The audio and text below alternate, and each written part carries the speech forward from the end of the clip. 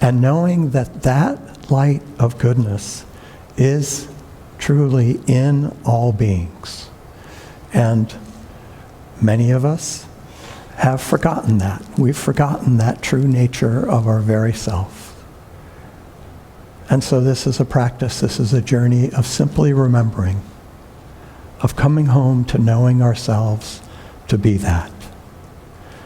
So the meditation topic is preparing a place, preparing an opening, a receptivity in our hearts to come home to the realization of that which we truly are.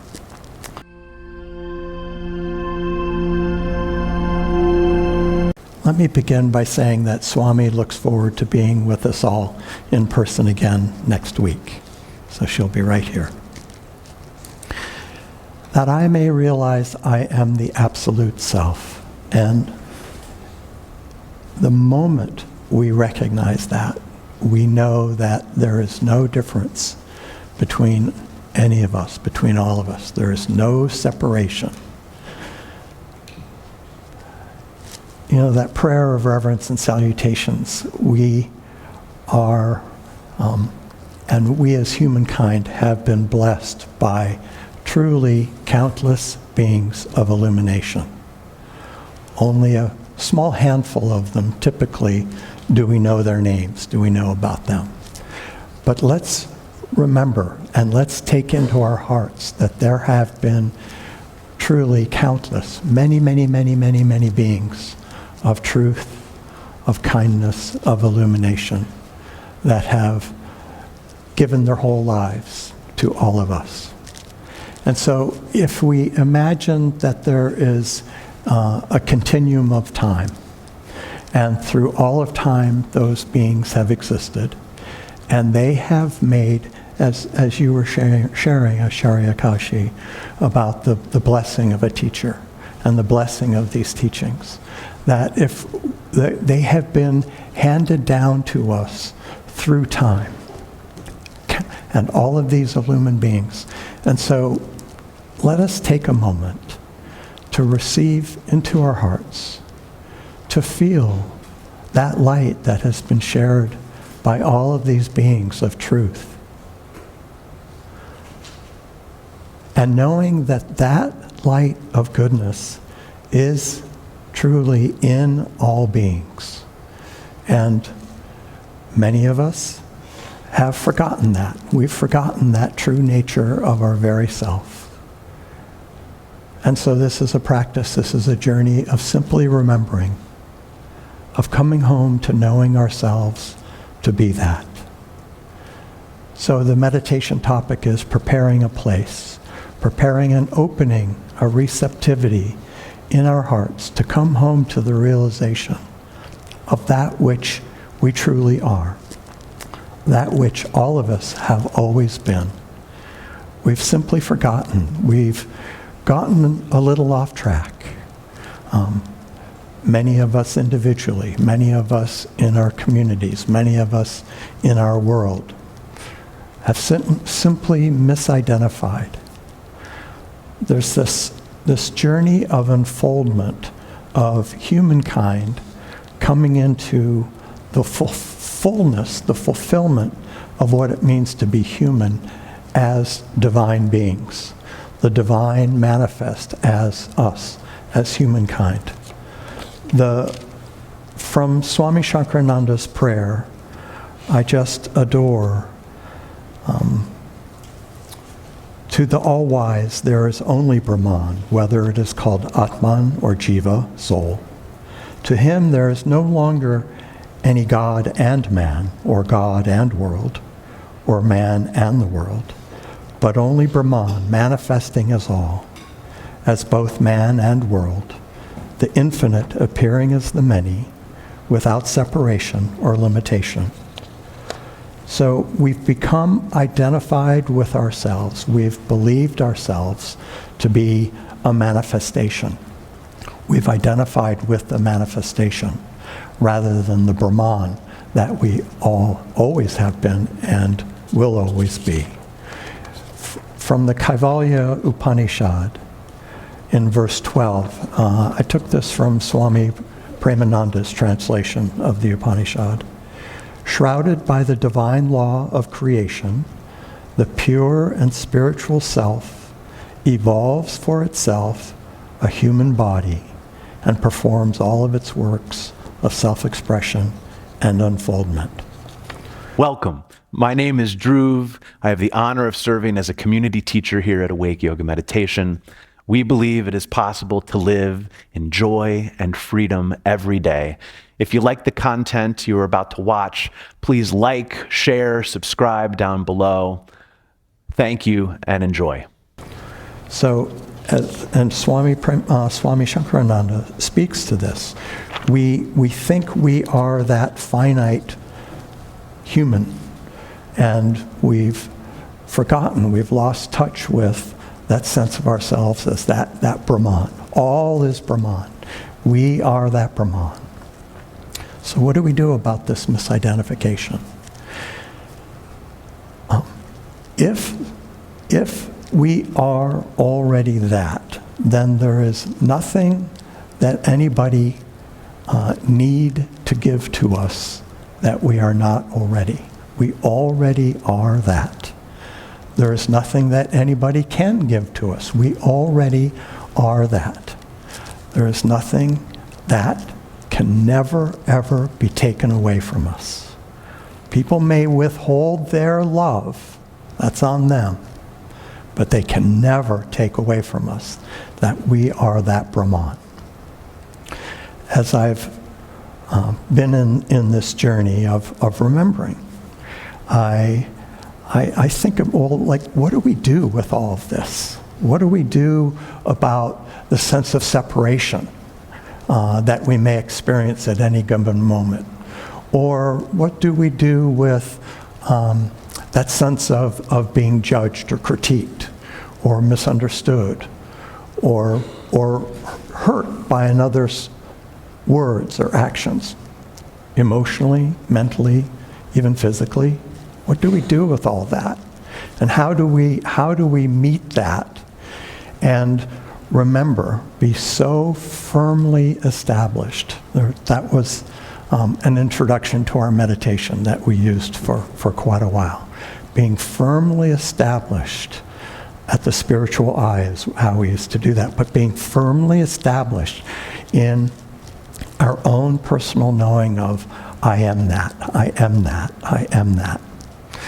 So, what we can do in this world of relationship, to the degree that provisionally or preliminarily there may be a sense of that there is an I that needs to do something, to recover, to reclaim, to remember the sense that I am Brahman, no matter what anybody says. Imagine that no matter what anybody in this world could think or say or do to us, that we have the ability to remember, to stay firmly established, but lightly established, lovingly established, brightly established, just really rooted in that knowing for ourselves.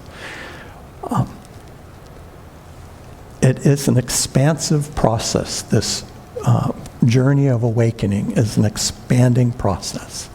So, to the degree that we have a sense of ourselves that I need to do something, there are things that we can do.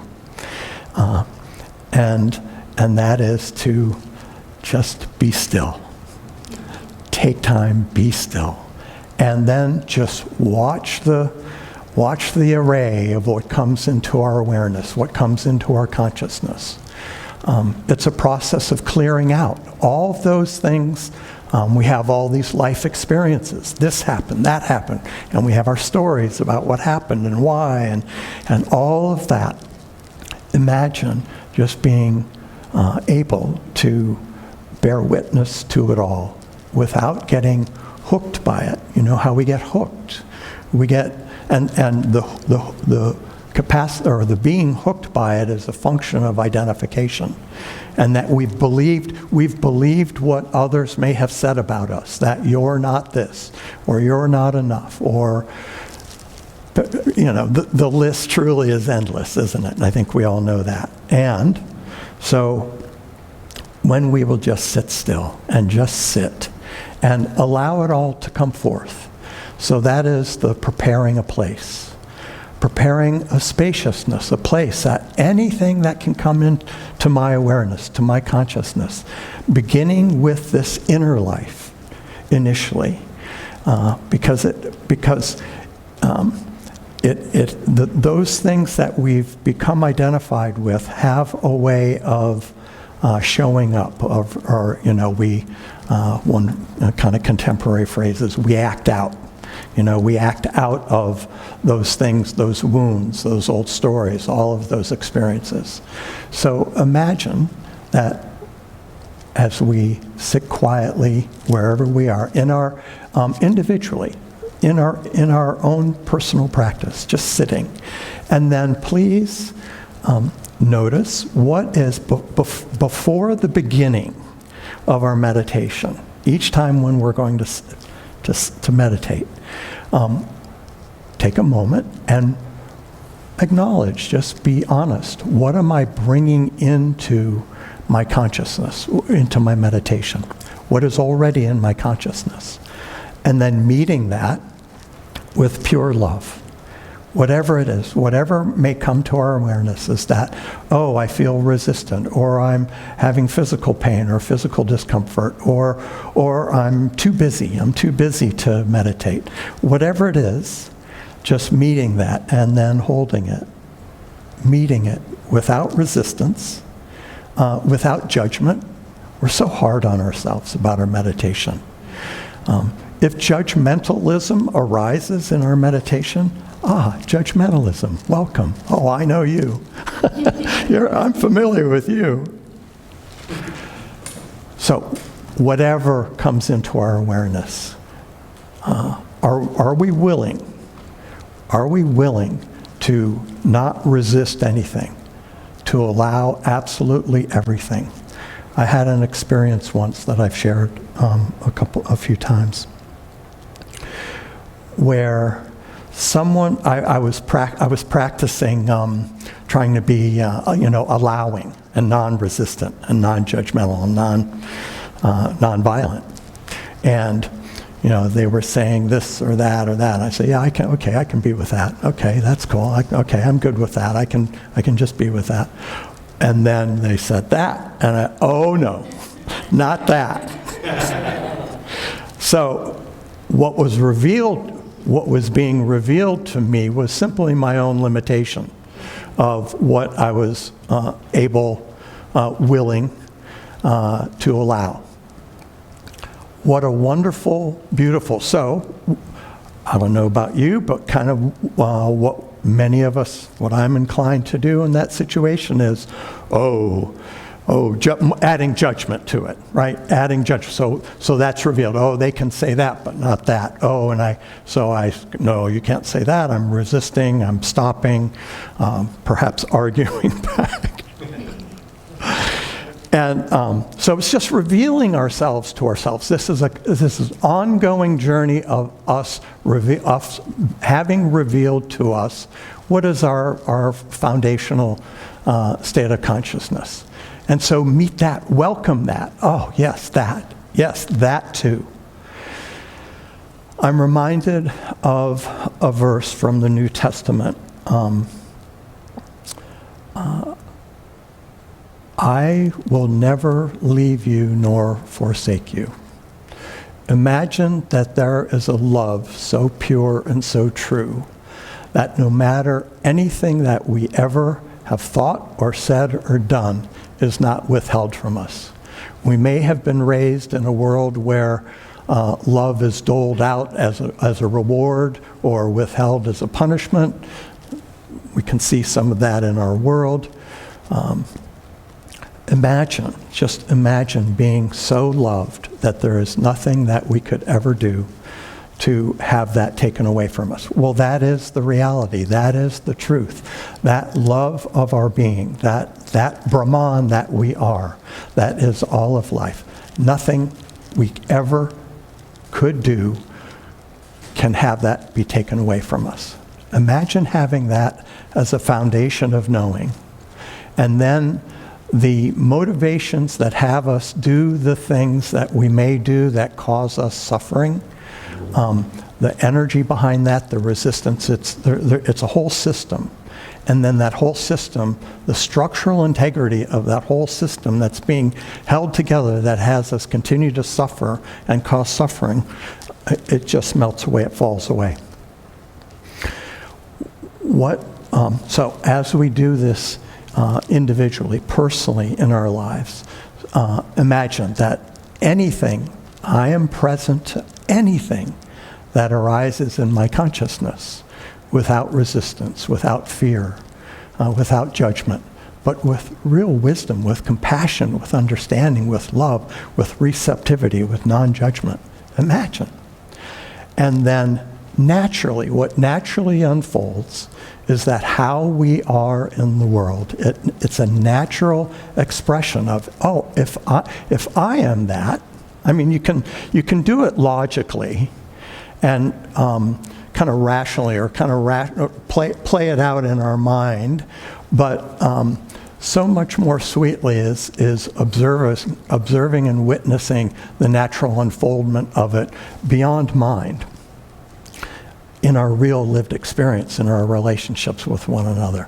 So again, everything is simply revealing to us those places where we are limited, not to highlight that, oh, you're missing the mark, you're no good, you're missing the mark of perfection. But, oh, okay, so here is a place in my life that I am willing, I am devoted, I am committed to expanding in love. Wherever, anything.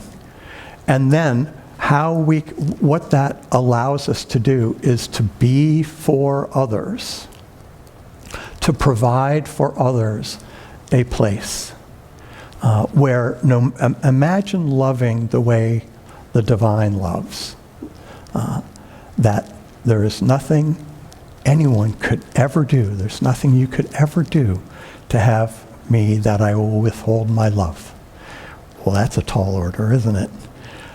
Individually, I certainly know that individually, what this journey is about us moving beyond that human part of us, which has those experiences, which has those memories, all of which these minds that we have, and all the figuring and all the thinking, all the calculating, all the comparing, all the judging, all of that. Minds are really, really, really useful and important, and they've produced great things in our world. But so long as we're limited to a mind based system, then it's always going to be about measurement and comparing. That's just the nature of the mind. So it's not a problem. As a carpenter, it really works to use a hammer if I need to drive a nail, not a screwdriver. Use each tool that we have, what it's designed to be. So, taking that mind, that extraordinary tool that we have, but not having that be the basis, the mind of comparing and measuring and keeping track and keeping score, all of those things that these minds just do. It's just the nature of the mind. It's not a problem, but it's just someplace else that we want to go. So elsewhere in the Kaivalya Upanishad, it speaks about the sanctuary of the heart and where we can go. And so let us, each of us, so we prepare a place within ourselves, prepare an opening and a receptivity and a non-judgment and an absolute compassion and a wisdom. We have this life experience. This is really valuable, useful stuff for us to have learned from all of that. And then so that we don't have to go down those paths. So I find it's often a practice or a journey of many paths not taken. When you're faced with different options, sometimes we want to find out about something, and so we take take a particular path, or we have these urges and we're drawn to something and we want to pursue something. And so with our wisdom, I don't need to go there. So where do we want to go?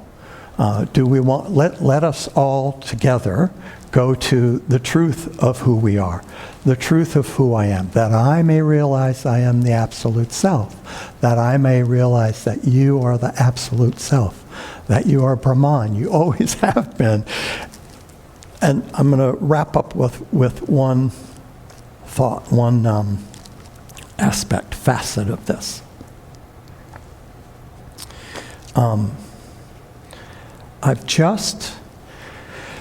I've experienced the power of forgiveness, and more precisely, the power of being forgiven. So, in our world, if we have experienced that people, groups, institutions have failed to see us, to really see us beyond all the effects and the story and the history and all of that and these egos and everything that we've put together. If they failed to see us, so they've missed the mark of our perfection.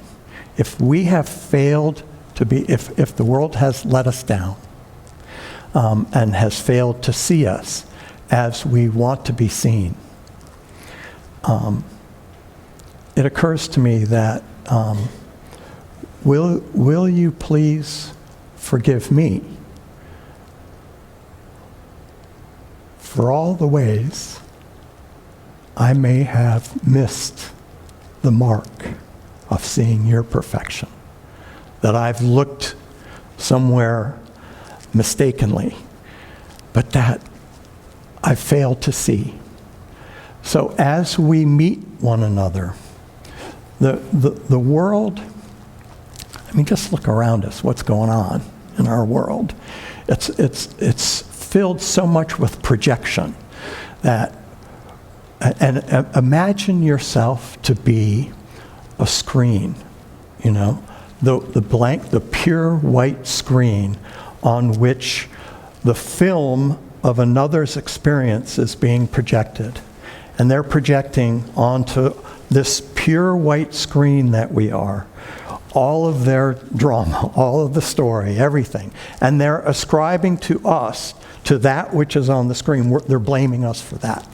And rather than taking any personal responsibility. But no matter, the moment you and I can, no matter what is projected, can we be firmly established in our knowing of our divine nature, that eternal nature, that I am God, not else but God.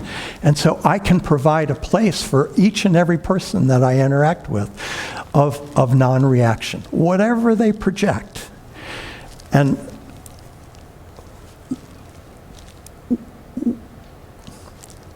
what they are projecting, it's so helpful not to get too wrapped up in it and not to go try to change it or adjust it or even help in any way. Nothing wrong with helping, but there's something else that's possible. Imagine if there's this beautiful thing that Swami initiated some time ago about an altar of light, and we'll get to that a little later in our service, in our time together. What if we constituted ourselves as an altar of light, or as that screen, being so clearly established in that we actually recognize that all of that projection, everything that's being projected, what each and every one of us, all we want is to love and to be loved. And it seems odd to say, but that every one of those projections is just a call for love, you know? And so let's respond. Let's answer that. Everybody's call, all of those calls, with love. May absolute peace pervade the whole universe. May all beings awaken to their truth of being. Amen.